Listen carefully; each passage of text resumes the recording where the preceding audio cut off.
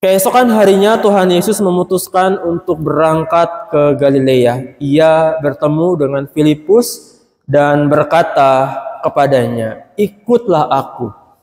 Filipus berasal dari Betsaida, kota Andreas dan Petrus.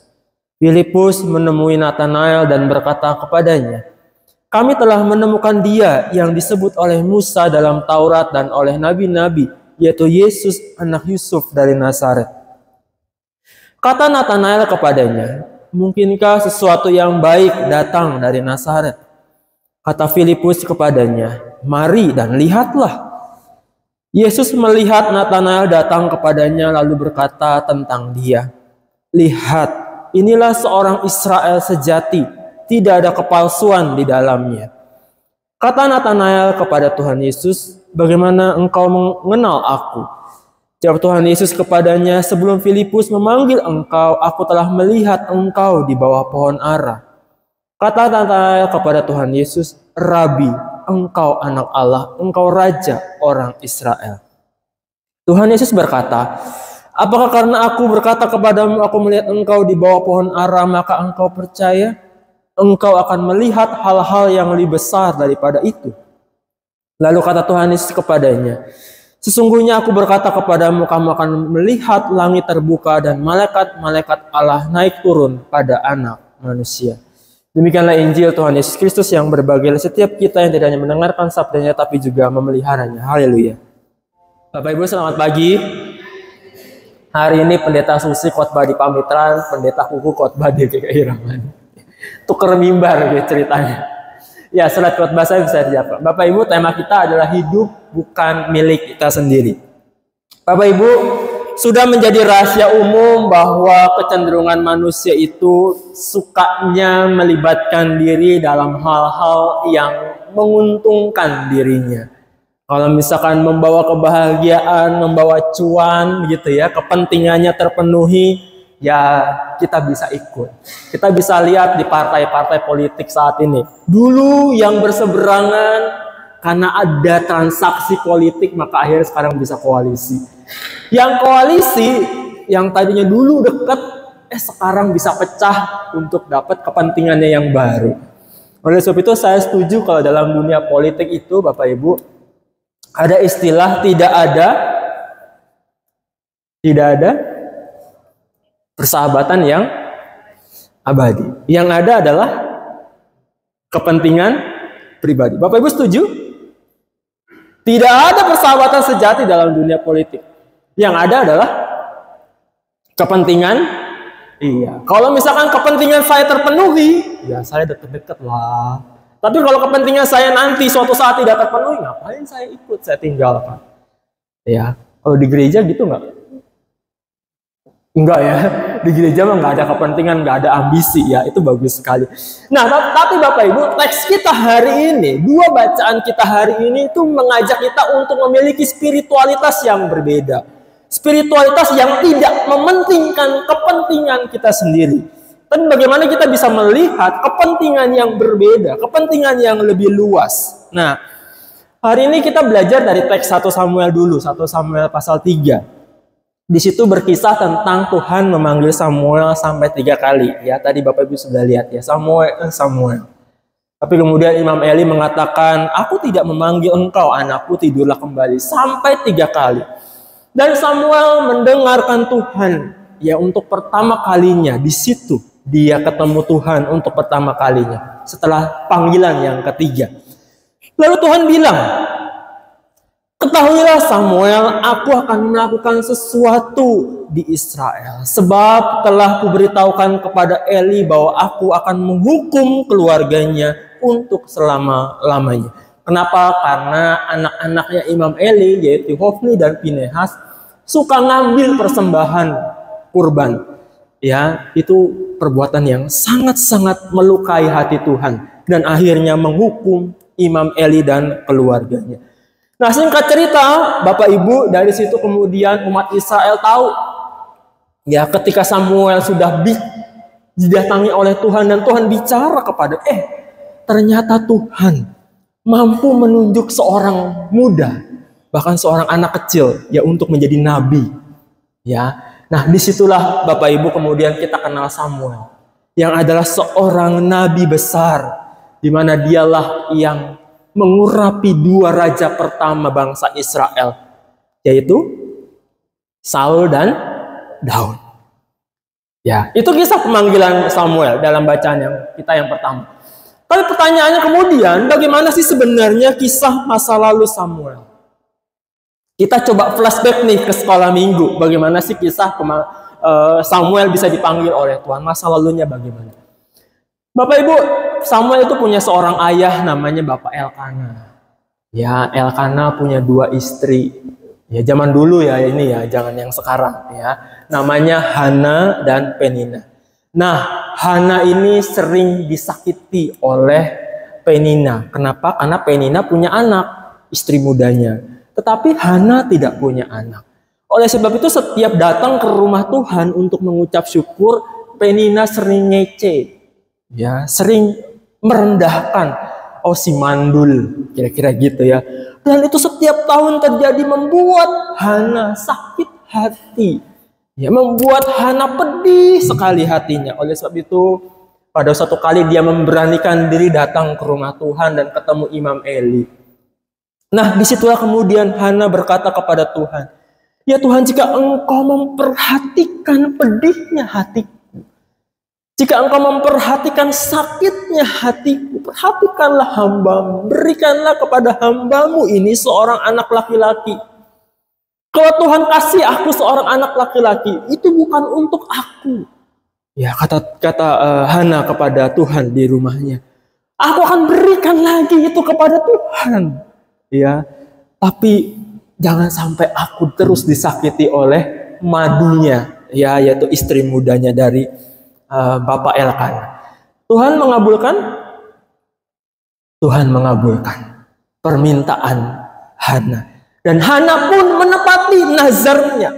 Jadi setelah perempuan itu, yaitu Hana, menyapih anaknya, pisah susu begitu ya, pisah ASI, maka Hana membawa Samuel itu pada waktu itu masih kecil sekali. Ya, dan kemudian Hana menyerahkan ya Samuel di rumah Tuhan untuk dididik, ya, untuk dibina, untuk dipakai bagi semua umat Israel, ya, menjadi seorang nabi di situ. Ya, oleh sebab itu dia kemudian berkata kepada Imam Eli, "Anak inilah yang kuminta dahulu, ya, dan Tuhan telah mengabulkan doaku. Karena itu aku serahkan lagi sama Tuhan." Ya, ini bacaan yang pertama.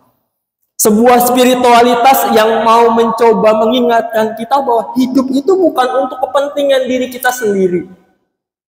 Ya, bahwa hidup itu perlu juga kadang-kadang kita memberi untuk kepentingan banyak orang. Tidak memikirkan ego kita sendiri, pokoknya aku, dan aku. Bacaan pertama mengingatkan kita semua bahwa karena Tuhan sudah begitu baik kepada Hana, maka kemudian Hana membalas kebaikan Tuhan itu dengan tidak menyimpan anaknya, ya, tapi justru memberikannya lagi kepada Tuhan. Nah, begitu juga dengan bacaan Injil kita hari ini, Bapak Ibu, yang terambil dari Yohanes 1 ayat 43 sampai dengan 51. Di situ dikisahkan tentang pemanggilan murid-murid yang pertama yang disaksikan, yang dicatat oleh Injil Yohanes. Kalau kita memperhatikan Injil Yohanes dengan Injil sinoptik, Matius, Markus, dan Lukas, itu punya perbedaan. Injil Yohanes itu memperkenalkan Tuhan Yesus sebagai anak domba Allah. Ini perbedaannya. Kalau sinoptik mengenalkan Tuhan Yesus, bertobatlah, ya, sebab kerajaan Allah sudah dekat. Tapi Yohanes enggak. Narasi yang pertama adalah mengenalkan Tuhan Yesus sebagai anak domba Allah, yang ingin menunjukkan bahwa orang inilah yang namanya Yesus dari Nazaret ini, orang yang siap berkorban, anak domba, ya, artinya yang akan memberikan dirinya sepenuhnya untuk keselamatan dunia. Jadi Bapak Ibu, kalau misalkan Tuhan Yesus kemudian memanggil anak-anaknya dalam versi kacamata Injil Yohanes, itu sesungguhnya Tuhan ingin mengajak mereka juga, para muridnya, untuk mau ikut berkorban. Yesus di dalam kacamata Injil Yohanes bukan seorang pemimpin yang kemudian akan membebaskan Israel dari penjajahan Romawi. Dari kacamata Injil Yohanes, Yesus yang datang adalah Yesus yang siap memberi diri, berkorban untuk keselamatan Bapak, Ibu, dan saya. Jadi kalau misalkan kemudian Tuhan memanggil Petrus, Andreas, ada Nathanael di situ, maka sesungguhnya mereka diminta untuk memiliki spiritualitas juga yang berkorban. Nah, saya kemudian coba membandingkan Bapak Ibu dengan Injil Sinoptik Matius misalkan. Ceritanya hampir mirip, tapi di situ ada kalimat yang lebih baik untuk mengungkapkan. Jadi begini, ketika Tuhan Yesus menyusuri Danau Galilea, dia ketemu dengan Petrus dan Andreas. Lalu Tuhan Yesus bilang, "Mari ikutlah aku, dan aku akan menjadikanmu bukan lagi penjala ikan, tetapi penjala manusia." Dan Matius memberikan satu kalimat yang saya kasih stabilo warna kuning. Mereka segera meninggalkan jalannya, lalu mengikuti dia.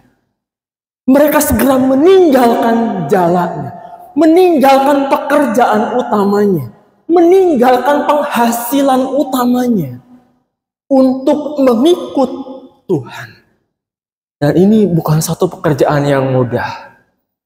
Kenapa? Karena ketika dipanggil oleh Tuhan, mereka harus mau meninggalkan dapurnya. Tahu dapur ya pekerjaannya, ya ekonominya, ya cuannya, untuk bisa mengikut Tuhan. Segala materi duniawi harus mereka tinggalkan untuk bisa mengikut Tuhan. Kalau dari kacamata duniawi rugi, memberi diri ikut Tuhan rugi. Tapi kalau dari kacamata surgawi, Petrus, Andreas, Nathanael memiliki kebahagiaan sejati karena mereka bisa ketemu dengan sang jalan kebenaran dan hidup, yaitu Tuhan Yesus Kristus. Nah, Bapak Ibu, lewat tema hidup bukan milik kita sendiri, kita diajak pada minggu ini untuk memiliki spiritualitas berbagi. Hidup bukan untuk diri kita sendiri, bukan untuk kepentingan kita sendiri, tapi jangan lupa untuk berbagi. Kalau tadi Hana berbagi karena Tuhan itu sudah lebih dulu baik padaku. Aku dikasih seorang anak, Tuhan mengabulkan doaku. Aku berikan lagi sama Tuhan. Para murid adalah para murid yang dipanggil untuk meninggalkan kehidupan lamanya, memberi diri untuk kepentingan banyak orang. Tanpa para murid, Injil tidak akan sampai kepada kita hari ini. Justru karena para murid, para rasul lah yang memberi diri sehingga Injil itu bisa diberitakan ke seluruh dunia. Nah, berbaginya kepada siapa? Berbaginya minimal dari keluarga dulu. Ya, bahwa hidup itu kita perlu berbagi kepada keluarga. Nggak usah jauh-jauh. Memberi waktu, memberi cinta kita, perhatian kita kepada istri, kepada anak, kepada suami. Ya, kadang-kadang di era zaman now ini, dengan segala kesibukan kita kadang-kadang hampir nggak punya waktu ya untuk quality time bareng gitu ya, healing bareng ya dengan keluarga kita. Lalu berbagi dengan siapa lagi? Berbagi dengan gereja kita, memberi diri untuk gereja kita. Yang terakhir berbagi untuk siapa? Nggak usah jauh-jauh, masyarakat di sekeliling kita saja. Nah, Bapak Ibu, saya punya 2 video bicara soal kepedulian dan berbagi di tengah-tengah keluarga, di tengah-tengah gereja, dan tengah-tengah masyarakat. Kita lihat video yang pertama dulu, berbagi cinta di tengah-tengah keluarga.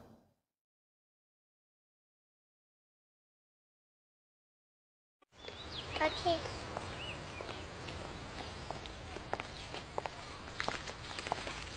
Daddy is the sweetest daddy in the world. Daddy is the most handsome, the smartest,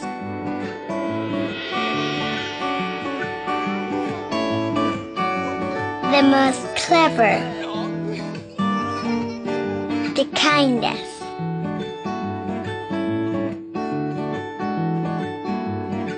He is my Superman.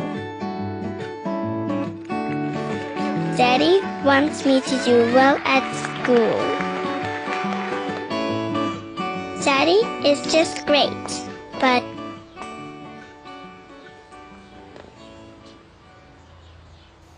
he lies.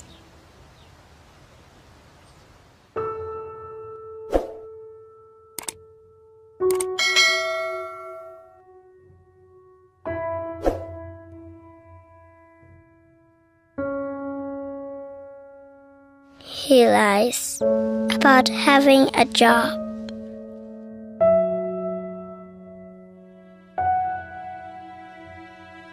He lies about having money.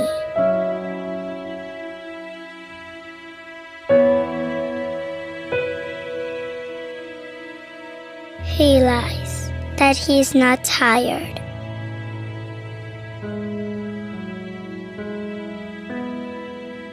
He lies that he's not hungry. He lies that we have everything.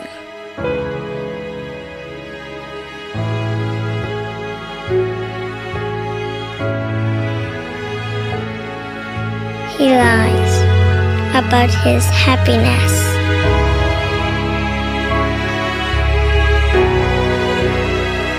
He lies because of me.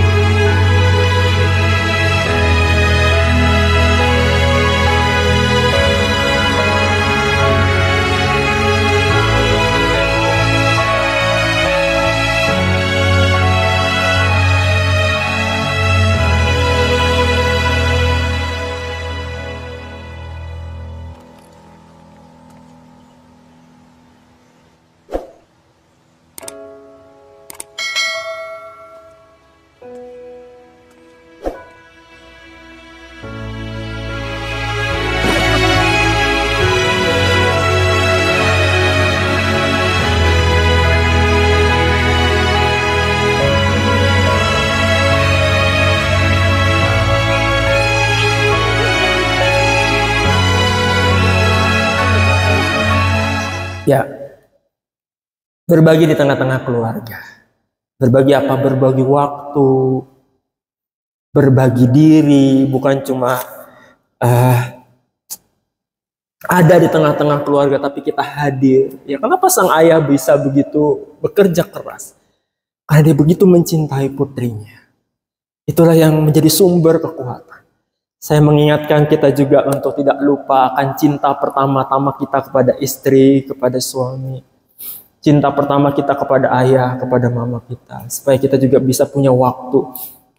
Saya berpesan kepada anak-anak juga di tengah-tengah kesibukan kita. Untuk juga punya waktu untuk orang tua kita. Kita tidak sibuk dengan HP kita sendiri-sendiri, begitu ya. Karena era zaman now ini, yang jauh bisa dekat, yang dekat bisa jauh. Ya, oleh karena kehadiran benda kecil ini. Nah, kemudian kita juga diajak untuk berbagi kepada gereja kita. Ya, peduli kepada gereja kita. Saya ingat satu lagu sekolah minggu judulnya Kerja Buat Tuhan. Yang mengajak kita untuk mau punya waktu juga, ya berbagi juga untuk Tuhan. Judulnya lagunya gimana tuh? Ada yang ingat nggak lagu sekolah minggu? Ada yang tahu Kerja Buat Tuhan? Kerja buat pinter tuh. Siapa tadi? Selalu manis biar salib selalu manis. Pertanyaan saya simpel. Kalau disitu dikatakan dari sekolah minggu kita diajarin kerja buat Tuhan itu selalu manis. Pikul salib selalu manis. Pertanyaannya, apakah betul kerja buat Tuhan itu selalu manis, Pak? Apakah betul jadi diaken itu selalu manis, jadi penatua, jadi pendeta selalu manis, jadi pemain musik, jadi pro kantor? Enggak juga. Faktanya enggak selalu manis jalannya. Tapi pertanyaan kemudian, kenapa kita tetap terus berdiri sebagai seorang pelayan yang setia? Kenapa kita tetap kukuh untuk tetap mengikut Tuhan, menjadi seorang pelayan di gereja? Pernahkah kita melihat motivasi diri kita berbagi, melayani Tuhan di rumahnya? Fun fact-nya, melayani Tuhan meskipun gak selalu manis, tapi kita selalu bisa merasakan manisnya menjadi seorang pelayan Tuhan. Itu sebuah kehormatan. Kenapa saya tetap bisa berdiri? Karena Tuhan sudah lebih dulu melayani saya. Sesimpel itu. Saya mengasihi Tuhan karena saya lebih dulu dikasihi oleh Tuhan. Saya tetap tegar berdiri karena Yesus lebih dulu melayani saya. Ya, hidup itu bukan milik kita sendiri. Tuhan saja sudah memberikan hidupnya untuk kita. Maka kita pun juga berbagi di tengah-tengah persekutuan gereja kita. Yang terakhir, kita mau berbagi dan peduli juga kepada masyarakat. Dan ini penting. Ya, supaya kita juga punya waktu, ya, punya kepedulian minimal sedikit bisa melihat kesusahan orang lain. Nah, saya terakhir ada video lagi buat kita semua untuk kita lihat, ya.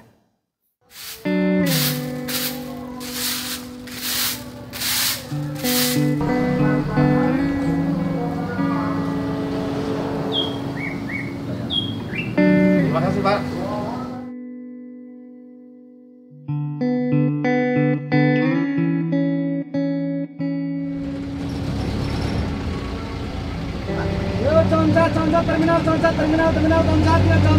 Concat. Kiri, Pak. Ya.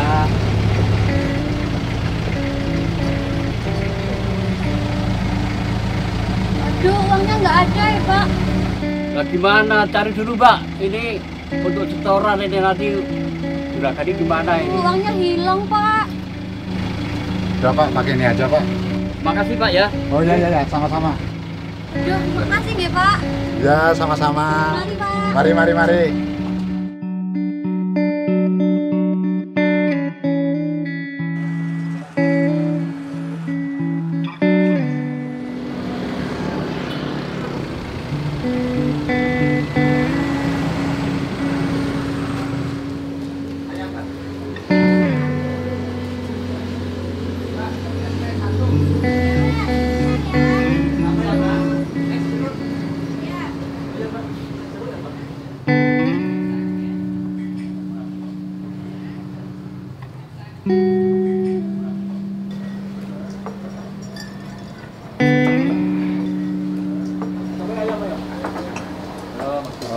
Bu, saya hanya ada uang 3.000. Dapat apa ya Bu? Wah, cuma dapat nasi saja, Pak. Gak apa-apa lah. Ini. Iya, sebentar ya, Pak. Ya.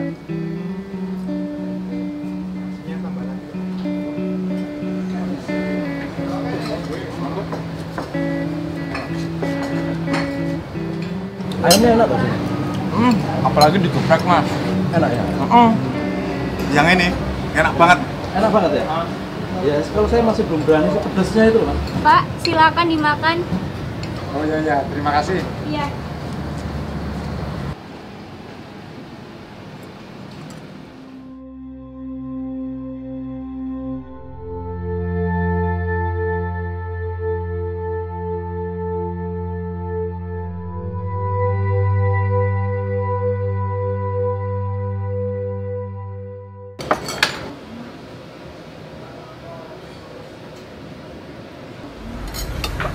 Pak. Ini aja. Pak, ini yang kan sudah kotor. Iya, Pak. Ya, ini kan masih bagus, Pak. Iya, Pak. Ini aja, Pak. Aduh, terima kasih. Saya satu aja ya ini. Oh, Ini iya. aja.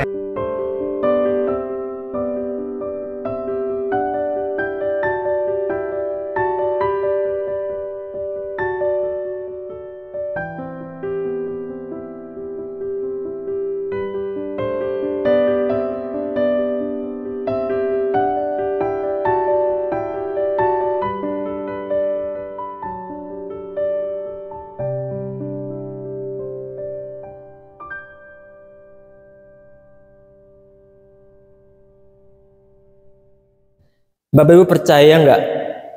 Kalau kita hidup itu berbagi, maka itu pun juga akan kembali kepada kita suatu saat. Bisa cepat, bisa juga lambat. Tapi kalau segala sesuatu kita simpan sendiri, Percayalah, mungkin Tuhan nggak bisa kasih kita banyak lagi. Bapak Ibu tahu laut mati yang ada di daerah Palestina sana, di Yerusalem di sebelah selatan. Bapak Ibu pernah naik haji ke Holy Land? Pernah? Kalau belum pernah, kalau Bapak Ibu berangkat nanti ajak saya. Bapak Ibu di Timur Tengah sana ada, kita sering dengar laut mati ya, kita pernah lihat petanya di Alkitab. Kenapa disebut laut mati? Ada yang pernah tahu? Karena tidak ada kehidupan. Kenapa tidak ada kehidupan? Karena di sana kadar garamnya tinggi, ya, sehingga tidak ada kehidupan. Tetapi secara ilmu pengetahuan, kenapa disebut laut mati? Karena laut mati itu hanya menerima air dari Danau Galilea, Sungai Yordan, lalu ke laut mati. Dari sini saya bisa kemudian belajar ya bahwa orang yang hanya mau menerima saja, tidak mau berbagi, ya sesungguhnya di situ tidak ada kehidupan. Tapi Danau Galilea kenapa disebut danau kehidupan? Karena dia menyebarkan banyak anak sungai. Nanti Bapak Ibu bisa lihat di peta Alkitab. Orang yang diberkati itulah ketika dia semakin banyak juga memberi. Sama seperti tadi video, ketika kita mau berbagi, percayalah, Tuhan juga tidak pernah akan menutup pintu rezekinya buat kita.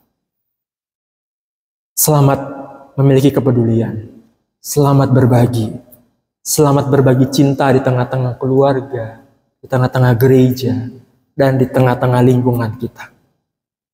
Mari kita berdoa.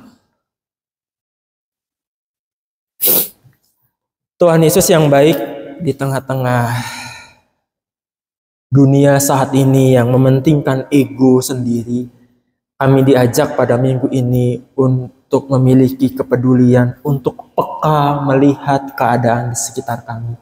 Minimal kami peka untuk melihat keadaan suami kami, istri kami, anak-anak, mama papa kami, sehingga kami punya waktu untuk berbagi waktu kepada mereka, berbagi kepedulian kepada mereka. Juga di tengah-tengah gereja kami bisa melihat apa yang dibutuhkan oleh gereja ini. Juga di tengah-tengah lingkungan tetangga kami, apa yang bisa kami lakukan untuk masyarakat di sekitar kami. Biarlah kami disadarkan, diingatkan bahwa hidup ini bukan milik kami sendiri, tapi kami bisa berbagi dan peduli kepada sesama kami. Terima kasih untuk sabdamu, dalam nama Tuhan Yesus kami berdoa. Amin.